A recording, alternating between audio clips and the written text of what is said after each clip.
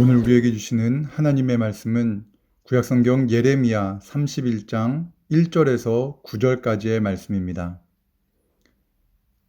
구약성경 1099쪽에 있는 예레미야 31장 1절에서 9절까지의 말씀을 제가 받들어 읽겠습니다. 여호와의 말씀이니라. 그때에 내가 이스라엘 모든 종족의 하나님이 되고 그들은 내 백성이 되리라. 여호와께서 이같이 말씀하시니라. 칼에서 벗어난 백성이 광야에서 은혜를 입었나니 곧 내가 이스라엘로 안식을 얻게 하러 갈 때에라. 옛적에 여호와께서 나에게 나타나사 내가 영원한 사랑으로 너를 사랑하기에 인자함으로 너를 이끌었다 하였노라. 처녀 이스라엘아, 내가 다시 너를 세우니 내가 세움을 입을 것이요 내가 다시 소고를 들고 즐거워하는 자들과 함께 춤추며 나오리라. 내가 다시 사마리아 산들에 포도나무들을 심되 심는 자가 그 열매를 따기 시작하리라. 에브라임 산 위에서 파수꾼이 외치는 날이 있을 것이라. 이르기를 너희는 일어나라. 우리가 시온에 올라가서 우리 하나님 여호와께로 나아가자 하리라. 여호와께서 이와 같이 말씀하시니라. 너희는 여러 민족의 앞에 서서 야곱을 위하여 기뻐 외치라. 너희는 전파하며 참량하며 말하라. 여호와여, 주의 백성 이스라엘의 남은 자를 구원하소서 하라. 보라, 나는 그들을 북쪽 땅에서 인도하며 땅 끝에서부터 모으리라. 그들 중에는 맹인과 다리 저는 사람과 잉태한 여인과 해산하는 여인이 함께 있으며 큰 무리를 이루어 이곳으로 돌아오리라. 그들이 울며 돌아오리니 나의 인도함을 받고 간구할 때에 내가 그들을 넘어지지 아니하고 물 있는 계곡의 고든 길로 가게 하리라. 나는 이스라엘의 아버지요 에브라임은 나의 장자니라. 아멘. 오늘 이 본문의 말씀으로 하나님은 아저씨가 아니라 우리의 아버지입니다 라는 제목으로 하나님의 말씀을 나누겠습니다. 누가복음 15장의 말씀에는 아버지와 함께 사는 것이 얼마나 큰 축복인지를 모르던 한 아들의 이야기가 나옵니다. 그 둘째 아들은 자신이 받을 유산을 아버지께 받아서 먼 나라로 떠납니다. 그리고 그 돈을 가지고 허랑방탕하게 살다가 가진 돈을 다 썼습니다. 그런데 그때 큰 흉년을 만나 제대로 먹지도 못하고 일도 못해 굶어 죽을 지경에 이릅니다. 그제서야 비로소 그는 아버지와 함께 살아가는 것이 얼마나 큰 축복인지를 깨닫게 됩니다. 그러나 그는 자신이 이미 아버지께 한 행동으로 인해 떳떳하게 돌아갈 수가 없었습니다. 그래서 그는 아버지의 집에서 일하는 하인 중 한 명처럼 되리라고 각오하고 아버지의 집으로 돌아갑니다. 그 아들은 스스로 생각하기를 자신은 아버지의 아들로서 자격이 없다고 생각했습니다. 그러나 그 아버지는 그를 보자마자 뛰어나와 그를 안고 입을 맞춥니다. 그리고 그 아들을 위해 잔치를 벌입니다. 이 이야기는 우리가 많이 들었던 탕자의 비유입니다. 탕자의 아버지는 그가 집에 있을 때에도 그의 아버지였습니다. 그리고 그 둘째 아들이 집을 떠난 후에도 여전히 아버지로 존재했습니다. 또한 그 아들이 거지의 모습으로 돌아왔을 때에도 아버지는 여전히 변함없는 사랑으로 그를 맞이했습니다. 그런데 그 아들은 어땠습니까? 그 아들은 집에 있을 때 그는 아버지를 향하여 아버지라고 막상 부르기는 했으나 아버지의 존재를 아버지로 생각하는 것이 아니라 현금 인출기로 생각했습니다. 그런데 깊은 고난을 통해 아버지와 자신의 관계를 다시 생각하게 됩니다. 스스로 자신은 아들의 자격이 없다고 생각하고 자신을 아버지의 집에서 일하는 일꾼, 그러니까 품꾼 중 하나라고 생각했습니다. 다시 말해 아버지가 얼마나 대단한 분인지를 깨닫게 되었습니다. 깊은 고난을 통해 아버지와 함께 거하는 것이, 아버지와 함께 거할 수만 있다면 품꾼 중 한 명이라도 좋다라고 그는 깨달았습니다. 그것이 바로 탕자 비유의 이야기입니다. 아버지의 진정한 가치를 깨달은 아들을 품에 안은 아버지는 그에게 그 상황을 보는 사람들에게 이렇게 외칩니다. 이 내 아들은 죽었다가 다시 살아났으며 내가 잃었다가 다시 얻었노라. 이 아버지의 외침은 바로 자신의 죄를 회개하고 돌아온 하나님의 백성들을 향한 하나님의 말씀입니다. 바로 아버지의 외침이 오늘 본문을 이해하는데 중요합니다. 오늘 본문 1절의 말씀입니다. 여호와의 말씀이니라. 그때에 내가 이스라엘 모든 종족의 하나님이 되고 그들은 내 백성이 되리라. 아멘. 하나님은 이스라엘 모든 종족의 하나님이 될 것이다 라고 말씀하십니다. 하나님은 언제나 변함없이 이스라엘의 하나님이셨습니다. 하나님은 아브라함의 하나님이셨고 이삭의 하나님이셨으며 야곱, 즉 이스라엘의 하나님이셨습니다. 이 관계는 변하지 않았습니다. 다만 이스라엘, 하나님을 아버지라 온전히 고백해야 할 이스라엘이 변했을 뿐입니다. 하나님을 온전히 믿지 않았습니다. 아버지께 자신의 재산을 달라고 요청한 둘째 아들과 같이 그 재산을 가지고 먼 나라로 떠나는 탕자와 같이 살아갔습니다. 그 결과는 어떻게 됩니까? 이스라엘은 북이스라엘과 남유다로 나뉘었습니다. 그 후에 그 범죄로 말미암아 북이스라엘은 아수르에게 멸망당했고 남유다는 바벨론에 의해서 완전히 파괴당했습니다. 이스라엘 백성들은 마치 탕자가 기근에 시달려 돼지의 먹이를 구하나 구하지 못하는 것과 같은 비참함을 경험하게 됩니다. 그런데 그들이 비로소 돌아옵니다. 탕자처럼 돌아옵니다. 아버지께 돌아옵니다. 하나님께 돌아옵니다. 그리고 하나님 아버지 없이는 살 수 없는 연약한 존재가 바로 우리구나라는 것을 깨닫게 됩니다. 오늘 말씀에서 이스라엘 백성들이 그 회복의 은혜가 얼마나 큰 감격인지를 잘 설명하는 구절이 있습니다. 바로 4절의 말씀입니다. 처녀 이스라엘아, 내가 다시 너를 세우리니 내가 세움을 입을 것이요 내가 다시 소고를 들고 즐거워하는 자들과 함께 춤추며 나오리라. 아멘.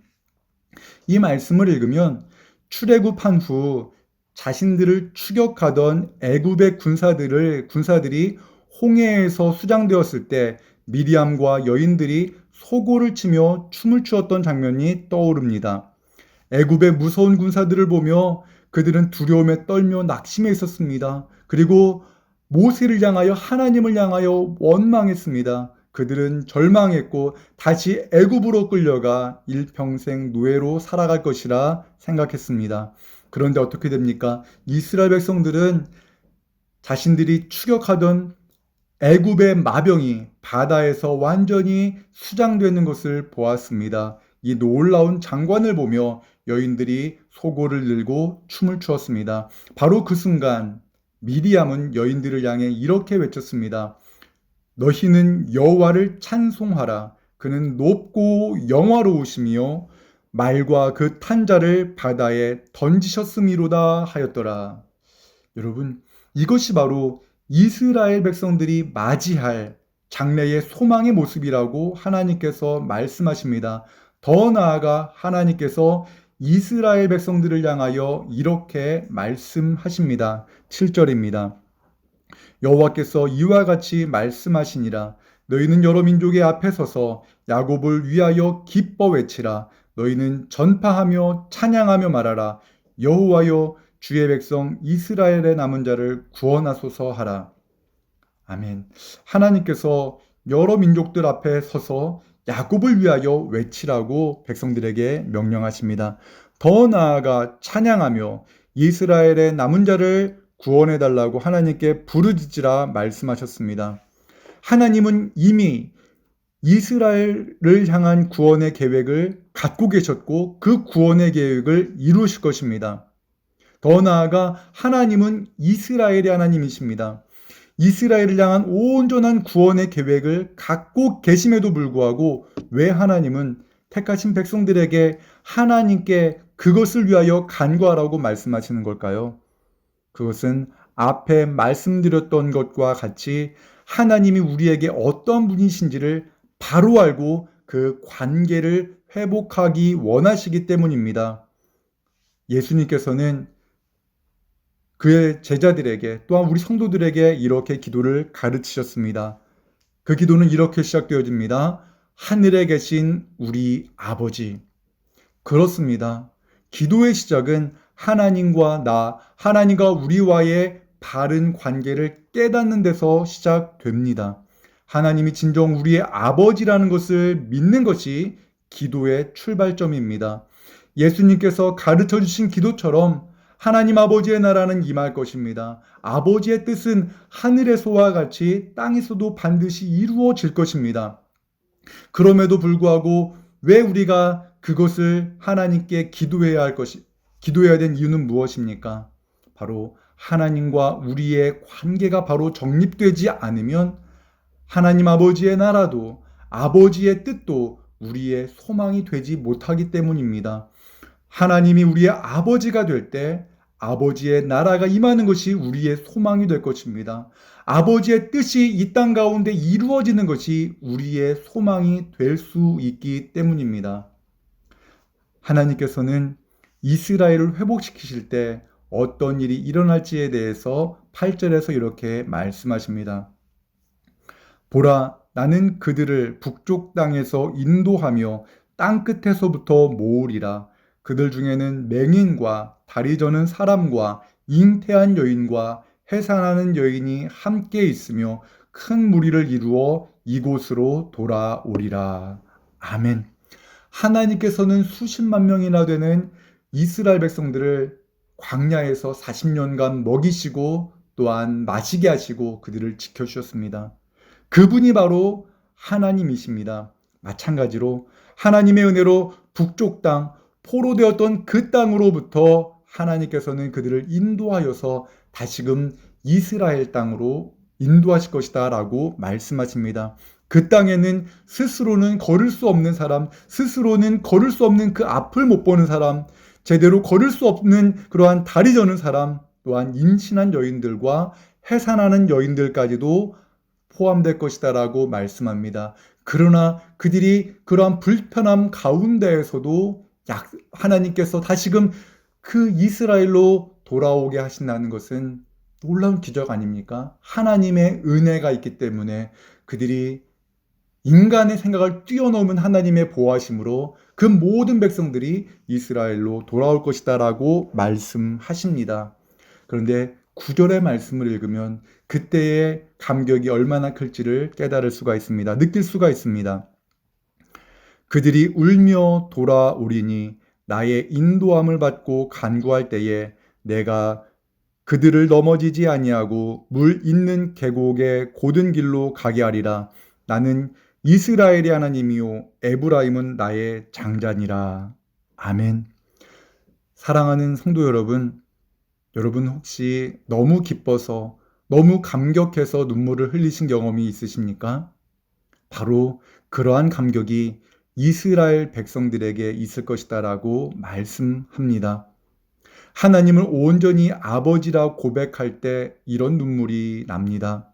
예수 그리스도께서 나의 인생의 주인이라는 온전한 고백이 내 가슴에서 넘쳐날 때 이 눈물이 우리 눈에서 흘러내립니다.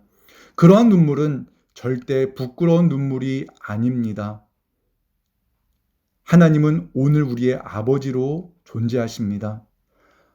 하나님을 나의 아버지로 고백하고 우리의 아버지로 고백하고 예수 그리스도를 나의 인생의 주인으로 온전히 고백할 때 느껴지는 그 눈물, 그 기쁨과 감사의 눈물, 또한 그 기쁨과 감사의 눈물과 공존하는 기쁨과 감격과 감사의 웃음이 오늘 이 시간 함께 말씀을 나눈 모든 성도님들에게 넘쳐나기를 주님의 이름으로 축원합니다. 아멘. 기도하겠습니다. 사랑과 은혜 하나님 감사합니다. 요즘 많은 사람들이 힘들어서 한숨과 눈물로 시간을 보냅니다. 고통스러워 눈물을 흘리고 있습니다.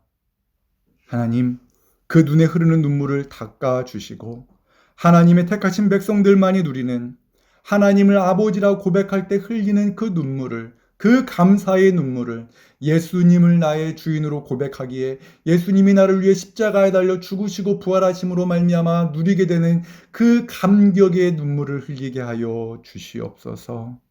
오늘 하루도 하나님의 의로운 오른손을 굳게 붙잡고 승리하는 하루가 되게 하여 주시옵소서. 예수 그리스도 이름으로 기도하옵나이다. 아멘.